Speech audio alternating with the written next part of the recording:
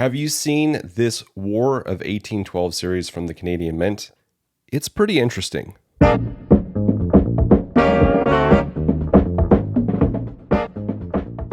Hey everyone, welcome to Campbell's Coins. Before you, I have the War of 1812 series released by the Canadian Mint. I kept these in their original packaging so you'd see how they should be. The silver comes in tubes, and that's why APMEX individually wrapped it. The gold and platinum coins come individually wrapped from the mint. The War of 1812 is considered by many really a part two of the Revolutionary War between America and Great Britain. It is one of the least studied wars in American history.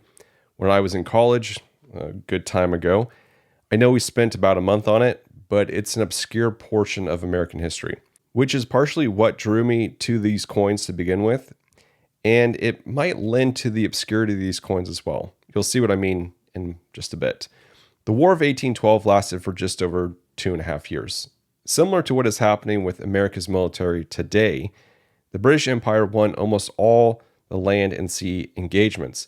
Yet, still oddly enough, they lost the war in the end. This war included the burning of the U.S. Capitol, Washington, D.C., and is the only time in history the White House was destroyed. The war was also the catalyst for the creation of our national anthem, the Star-Spangled Banner, which was written in the midst of this war as the British Navy heavily bombarded Fort McHenry in Baltimore. The coins in the series were released by the Canadian Mint starting in 2012. You'll see in a minute why it's a series and not a set. 2012 was the 200th anniversary of this war. The reverse is the same across all the coins.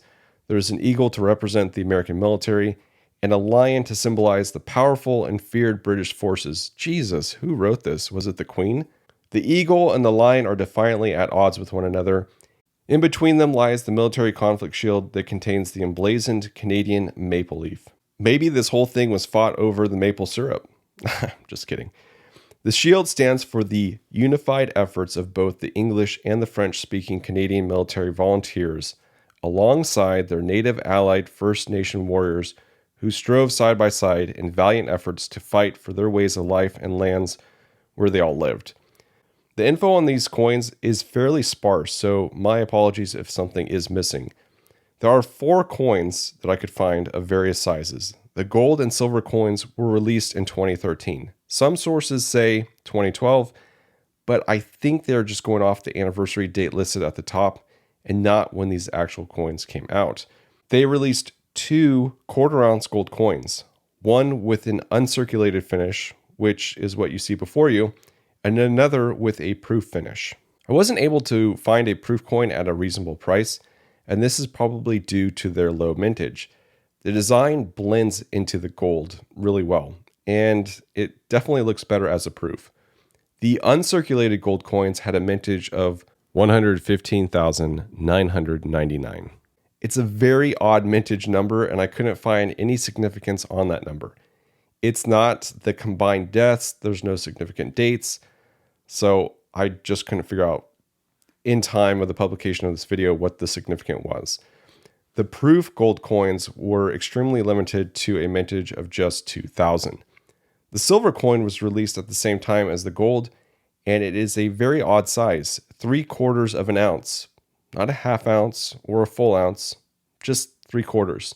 Very strange, must be a Canadian thing. Again, guys, just kidding to all my Canadian viewers. I love you guys and gals. Like the gold coin, it shows the anniversary date at the top with the fineness of the metal below the shield. I was not able to find the mintage numbers on the silver coins. There is a half-ounce platinum coin for the War of 1812, and that was released in 2017, 4 years after the gold and silver release. The design has some subtle differences from the 2013 release. For starters, it states War of 1812 in English and French at the top. The bottom text covering the type of metal is also in English and French. The release date is stamped just above the shield. Beyond that, the design is the exact same as the 2013 coins. The literature on this one doesn't say it's a reverse proof finish.